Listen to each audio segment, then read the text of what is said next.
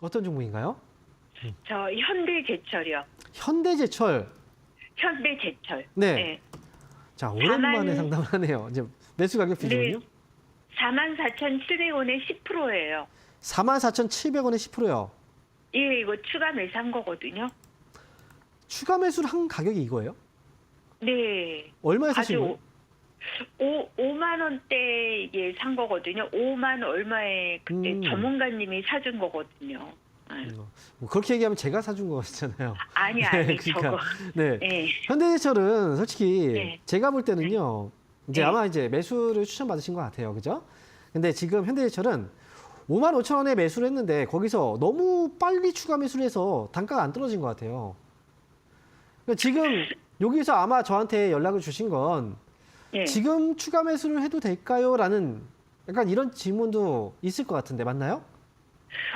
제가 이게 한 5년도 이게 더 오래됐는데 네. 이게 추가 매수를 한 거는 네. 작년 연말쯤에 이렇게 그쵸. 이제 작년 연말에 상담 좀 하고 그러고 나서 이제 이게 추가 매수를 한 거거든요. 네. 어. 그럼 지금은 뭐가 가장 궁금한 게 뭐예요? 어떤 게 궁금하세요? 이게 너무 오래돼가지고 추가 매수를 해서 이렇게 가지고 있어야 되나 아니면 그냥 정리해야 되나? 아니면 더 오래 아, 가지고 있어야 되나 너무 이 물려 있는 것들이 많아가지고 네. 자, 일단 제가 볼 때는요. 네, 현대건설이 지금 5년이 넘게 이제 오랫동안 끌고 오셨으니까 지칠 대로 지쳤어요, 솔직히. 거기다가 네. 뭔가 좀 올라가는 신호라도 줬으면 모르겠는데 그런 것조차도 지금 없는 거잖아요. 네, 그래서 지금 이거 손실이 많이 크지만 그럼에도 불구하고 교체를 해야 될지 이거에 대한 고민을 할 수밖에 없는 거고. 그런데 제가 볼 때 현대제철을 지금 그런 고민을 하고 있다라는 건 지금은 어느 정도 바닥에 좀 가까워져 있는 가격이 아닌가. 저는 개인적으로 그렇게 생각이 들어요.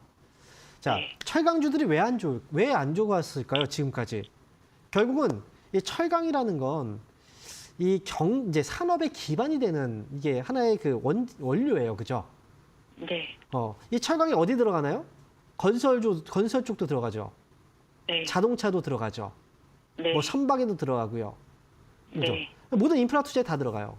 그리고 이 철강 이제 소비가 가장 많은 그 나라가 중국이거든요. 다 따져보면 중국도 경제가 안 좋죠. 그죠? 그렇죠. 거기다가 지금 그 건설 경기 좋았어요? 안 좋았죠? 네, 자동차 쪽은 좋나요? 뭐 다 안 좋은 거예요. 결국은 경제가 안 좋기 때문에 떨어진 거고. 그런데 제가 볼 때는 이제 최근에 어느 증권사에서 나온 보고서를 보니까 이런 얘기를 했더라고요.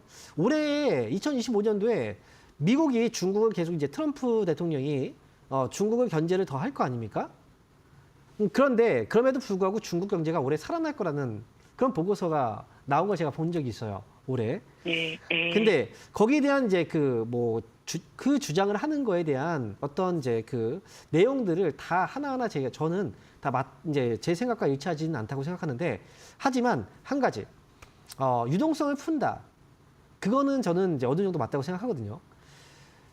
중국이 올해는 유동성을 많이 풀 수밖에 없는 시기예요. 그러니까 유동성이라는 건 돈을 푸는 거죠. 돈을 많이 풀 수밖에 없어요. 왜냐하면 지금 중국이 물가가 올라가고 있을까요? 떨어지고 있을까요? 물가가 지금 떨어지고 있어요.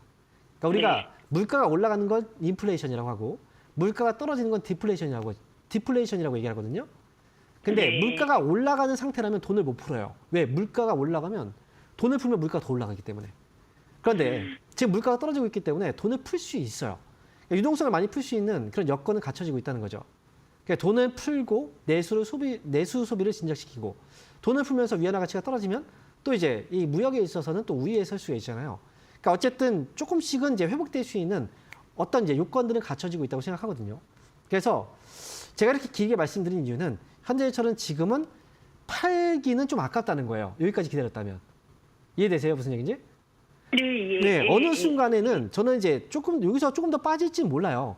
나중에 차라리 비중이 너무 많지는 않으니까 차라리 이 정도 가격이라면 나중에 추가 매수를 한번 하면 조금이라도 5% 정도라도 하면 단가가 많이 떨어질 거고 그러면 지금보다 조금 더 좋은 가격에서 팔 수 있을 것 같아요. 그러니까 지금 당장 뭔가 바꾼다고 해서 답은 아니거든요. 네. 그러니까 지금 현대해철은 너무 많이 빠졌기 때문에 그래서 말씀을 드리는 거고, 자, 이 회사는 지금 제가 볼 때는 조금 더 이왕 5년까지 기다렸는데 조금 더 못 기다리겠습니까? 조금만 더 기다려 보세요.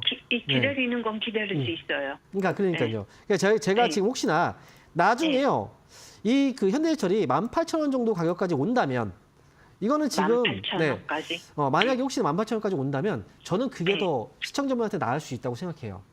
아, 그 시점에 18,000원 추가 까지 매수해서 오면. 단가를 많이 떨어뜨릴 수 있잖아요. 근데 아, 만약에 비중이 되게 많아요? 그러면 추가 매수 못 해요. 그럼 단가도 못 떨어지고. 네. 그러니까 지금은 네. 이제 18,000원은 떨어질지 안 떨어질지 몰라요.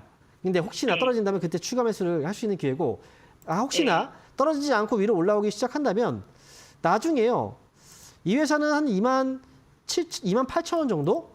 그때 가격 오면 다시 한번 상담 신청을 해주세요. 제가 그때 한번 다시 봐드릴게요. 28,000원까지 오면은. 네. 그때 네. 추가 매수를 그때 해야 될 수도 있거든요. 그러니까 오르든 떨어지든 이제 주가가 많이 빠진 상태고, 그래서 28,000원에 오게 된다면 한번 연락 주시고, 만약에 혹시나 네. 18,000원 가격이 그냥 내려간다면 그때 추가 매수 5% 얼른 정도 하셔야 사라. 된다. 아시겠죠? 네. 이렇게 네. 말씀드릴게요.